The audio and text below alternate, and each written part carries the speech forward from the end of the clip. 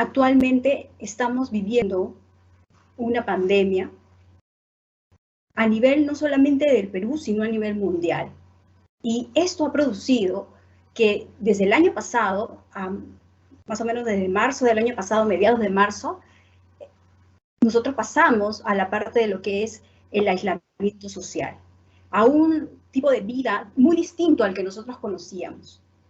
Esto causó que en la actualidad toda la sociedad, no solamente de Perú, sino a nivel mundial, cambiemos nuestro estilo de vida, nuestro estilo de trabajo, cómo nos relacionamos con las demás personas. Entonces, esto ha hecho que a pesar de que como país y como sociedad hayamos tomado medidas para poder evitar esta enfermedad y poder seguir con nuestra vida de alguna forma, esto ha cambiado y ha hecho que nosotros no solamente cambiemos nuestra forma de vida, sino también nuestras expectativas y nuestra salud física y nuestra salud emocional.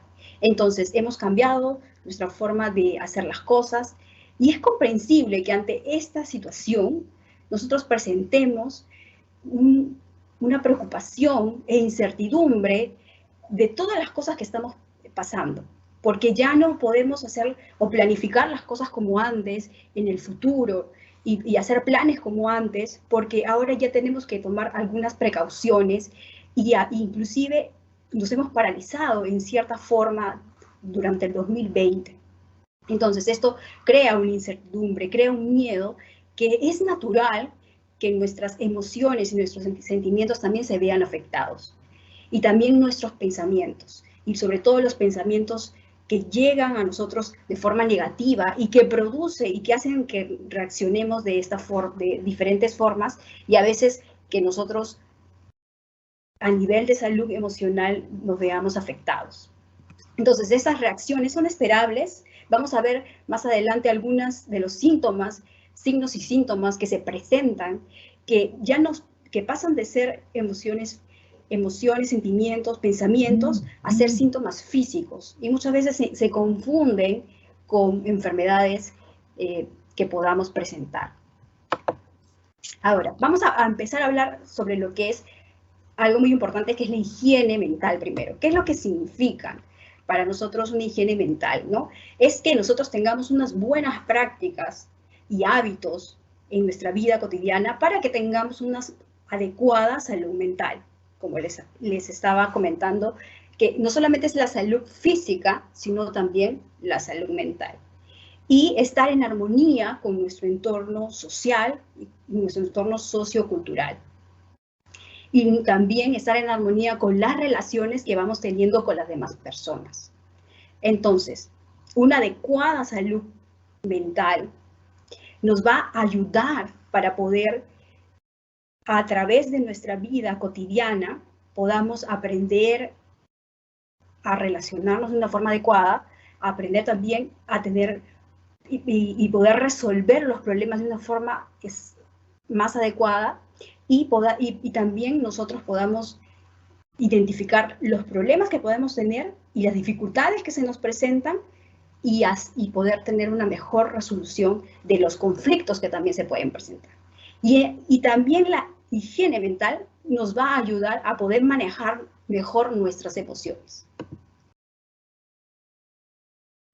Ahora, yo les he estado hablando, por ejemplo, de tipo de casos de trastornos de ansiedad, trastornos, lo que es el estrés y la depresión. Pero vamos a identificar un poco y diferenciar en qué casos se puede presentar, por ejemplo, ansiedad y depresión, ¿no?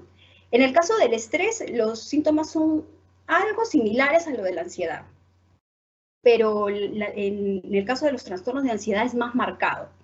Y vamos a ver también alguna diferencia de los síntomas con la depresión. En el caso de los trastornos de ansiedad, el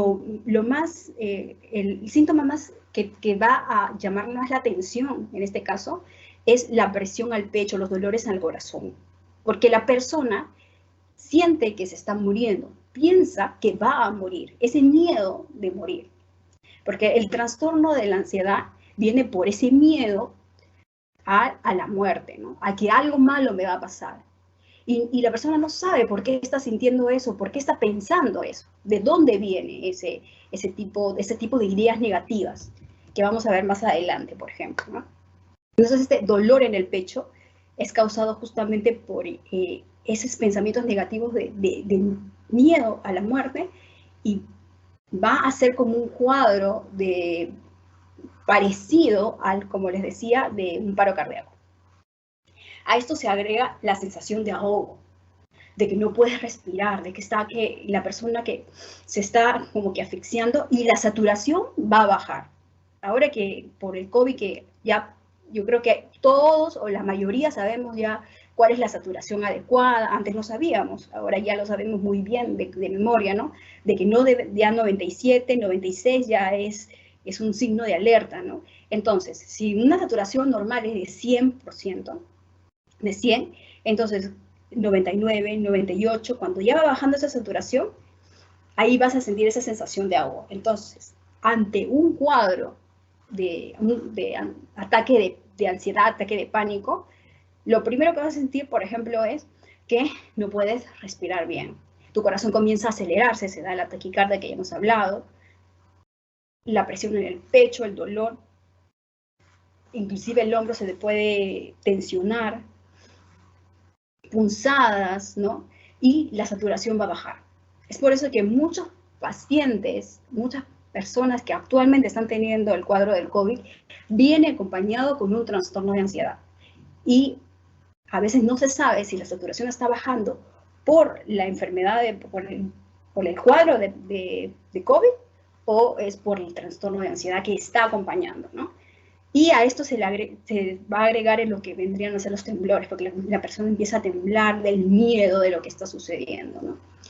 Eso es en el tema físico. Otros síntomas físicos que también se pueden agregar acá, como les decía, los dolores de cabeza, también que no pueda dormir, ¿no? Los ataques de pánico nocturnos, que la persona, por ejemplo, está cansada, quiere dormir, quiere descansar, y viene con una electricidad en la cabeza, así en el cerebro, y ¡pum!, te despierta, como si alguien viniera y te dijera ¡pum!, y no puedes conciliar el sueño. Algunas personas intentan dormir una y otra vez, a la tercera, a la cuarta ya concilian el sueño, ¿no?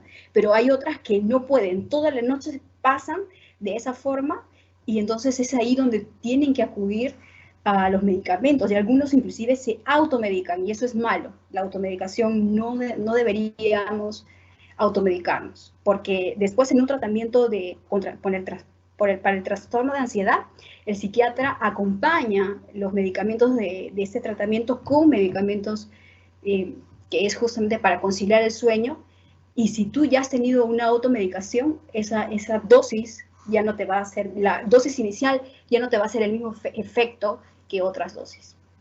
Ahora, a nivel emocional, como ya les decía, en el trastorno de ansiedad viene el miedo intenso, el miedo a morir, ¿no? O el miedo al peligro, llantos repentinos, empiezas a tener mucha tristeza. Muchas veces el trastorno de ansiedad viene acompañado con trastorno de depresión. Y a nivel mental, la sobrepreocupación o la preocupación excesiva, ¿no? El pensar constantemente en varias cosas, en el problema que te está afectando, que está haciendo que este trastorno de ansiedad continúe, y ahí es donde viene la hiperactividad mental. Es por eso que en la terapia muchas de las cosas, de los instrumentos que utilizamos son, por ejemplo, lo que es la musicoterapia, para poder hacer que esta hiperactividad mental pueda reducirse. La depresión, en el tema de la depresión, el trastorno de depresión, se va a caracterizar básicamente por la falta de energía. La persona no tiene ganas de hacer las cosas, está todo el día durmiendo o tirado en cama, no quiere hacer actividades, ¿no? Por eso se presentan también los problemas para dormir, la falta de concentración. Si, por ejemplo, tiene un trabajo que presentar, un informe, no lo va a poder desarrollar de la misma forma que lo desarrollaba antes. Vienen ahí también acompañados los trastornos del apetito, ¿no? O tiene mucha hambre o no tiene hambre, o empieza, inclusive puede ser acompañado de la bulimia o anorexia. A nivel emocional tiene mucha irritabilidad, la sensibilidad, también no sabe manejar las emociones adecuadamente, una baja autoestima, una tristeza grande, a nivel de sí mismo, no se va a ver su imagen como era, como realmente es, sino tiene una visión distorsionada de sí mismo, ¿no? Y a nivel mental, los pensamientos negativos constantemente que vienen a la cabeza de la persona, las ideas de no querer continuar con tu vida, inclusive el suicidio, ¿no? No debemos evitar llegar hasta ese punto. Entonces, a continuación les voy a indicar algunas actividades que se realizan en lo que es la práctica de la terapia, ¿no? Algunos consejos.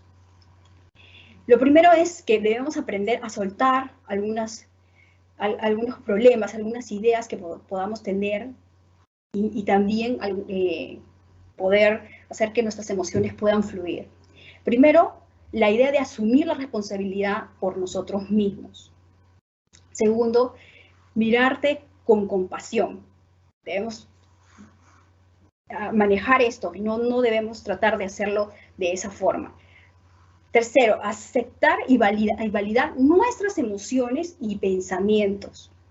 Esto es importante, porque a nivel de lo que son nuestros pensamientos negativos que se puedan presentar, la persona tiene que saber manejar estos pensamientos negativos. Nosotros en terapia tenemos varias actividades que les enseñamos, hacemos un entrenamiento para que ellos puedan no solamente manejar estos pensamientos, sino neutralizarlos cuando vengan los pensamientos negativos y pasar luego a los pensamientos positivos, ¿no? Y en el tema de validación de emociones es importante saber cuánto se presentan estas emociones, ¿no?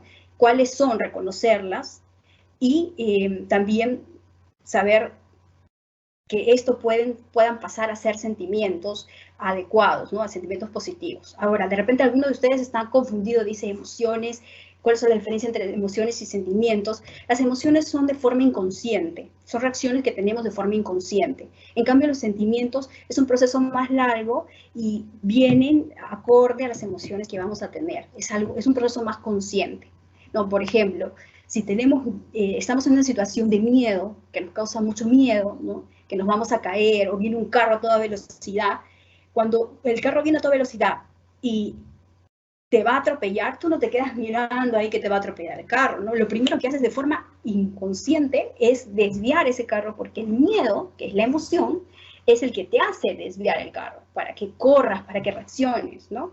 Entonces ese proceso luego, cuando ya tú eres consciente de la situación, es donde pasa ya a ser un sentimiento.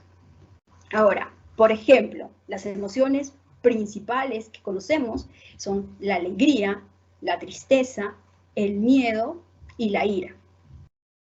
Estas emociones no necesariamente tienen que ser negativas. Lo que pasa es de que cuando no sabemos manejarlas, estas emociones se vuelven negativas.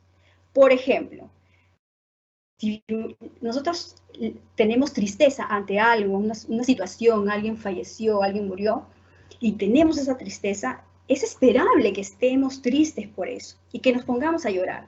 Pero si esa tristeza se generaliza, comienza a ver día tras día, semana tras semana, mes tras mes, entonces esa tristeza, ¿qué es lo que va a suceder? Se va a convertir en un trastorno de depresión. Otro ejemplo, si nosotros tenemos miedo por alguna situación, algún peligro que estamos presentando, pero luego pasa ese peligro, pasa ese miedo, el miedo es la emoción. Pero si ese miedo se comienza a generalizar, comenzamos a tener miedo a la muerte constantemente o a ese peligro, ¿qué es lo que va a generar? Que tengamos un trastorno de ansiedad. Y así sucesivamente las emociones pueden pasar a ser trastornos. Entonces, ¿por qué es lo que nosotros en psicología utilizamos para poder hacer que las personas puedan manejar sus emociones? Son regularlas a través de los pensamientos, del gestionamiento de pensamientos. Esa es una de las técnicas. Otra de las técnicas que utilizamos es el mindfulness, la relajación progresiva de Jackson, que ahorita la vamos a explicar, la visualización guiada también. Son algunas técnicas que utilizamos. Utilizamos muchas más técnicas, pero vamos a aplicar algunas. Ahora, con respecto al gestionamiento de pensamientos, yo les estaba hablando de los pensamientos negativos, fatalistas que se pueden presentar. Hagamos esta práctica. Imaginemos de que el año pasado, en el 2020, a inicios, más o menos después de marzo, en abril, más o menos, cuando ya estaba en toda su plenitud la pandemia, ¿qué es lo que pensábamos? ¿Qué venía a nuestra mente? Lo primero que pensábamos es de que nos vamos a contagiar y nos vamos a morir. Y todos vamos a morir. Ese es el pensamiento fatalista que muchas personas tenían. Y sí, claro, esto se vio más fortalecido cuando cuando veíamos que a nuestro alrededor las personas morían, que los conocidos comenzaban a contagiarse, se ponían graves, inclusive estaban en un caso llegaban hasta UCI. Y todos esos pensamientos negativos hacían que la persona pudiera tener esos pensamientos recurrentes, fatalistas, irracionales inclusive, que decían, toda mi familia se va a morir.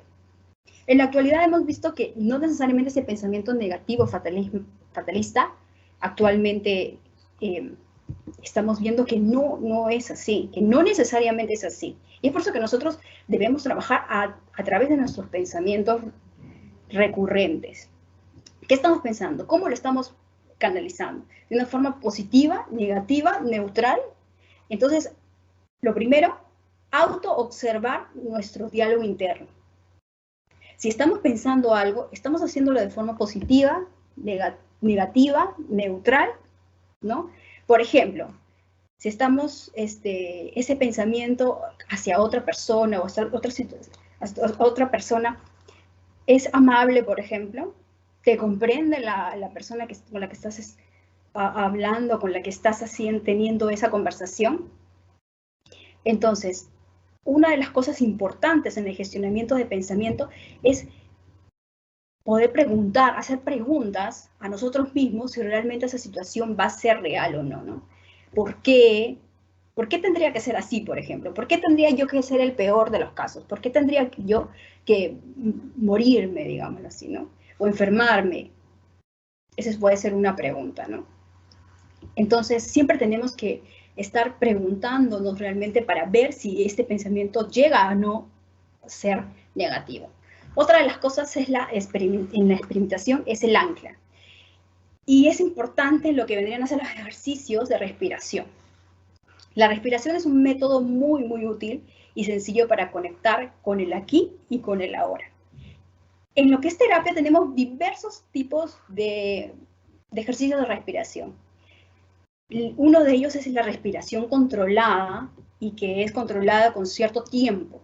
Yo les voy a enseñar dos el día de hoy, por cuestión de tiempo, pero en general hay varios tipos de técnicas que se pueden utilizar, ¿ok? A esto, por ejemplo, le podemos agregar el cerrar los ojos, ¿no? Cerramos los ojos y hacemos una respiración profunda. ¿Qué quiere decir? Inhalamos, ¿no? En cierta cantidad de tiempo que ahora yo les voy a ir indicando, retenemos la respiración unos segundos y luego exhalamos botando el aire por nuestra boca. Vamos a hacer una sencilla, que es la 4-4-4. Es fácil. Inhalo en 4 segundos, retengo la respiración en 4 segundos, voy contando en mi mente, y luego exhalo en 4. Nuevamente, inhalo en 4 segundos, retengo la respiración 4 segundos, y luego exhalo.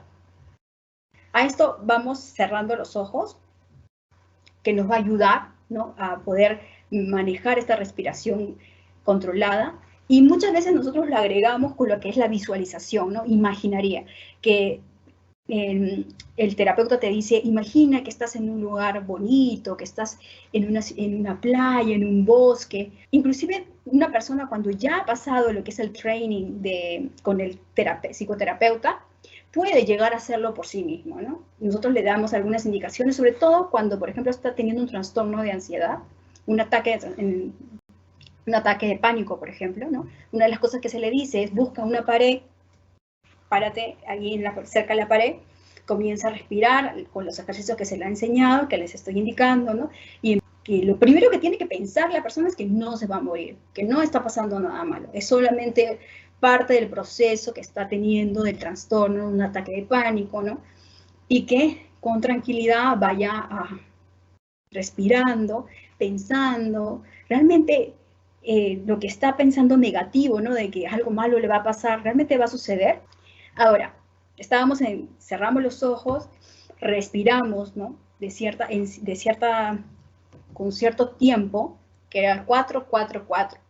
Ahora, vamos a hacer otro, que es el 4-7-8, el cual inhalo en 4 segundos, retengo la respiración en 7, que es un poco más larga, se retiene un poco más la respiración, y luego exhalo en 8 segundos. Igual con los ojos cerrados. Esto te va a ayudar a controlar aún más las palpitaciones. Muchas veces, cuando la persona está teniendo un ataque de pánico, una de las características es la taquicardia, y para bajar esas pulsaciones aceleradas, se les hace que respiren de esa forma. Sobre todo la 4-7-8, porque ese ritmo de respiración hace que tus pulsaciones vayan bajando. Y eso también va a ayudar que la saturación se eleve.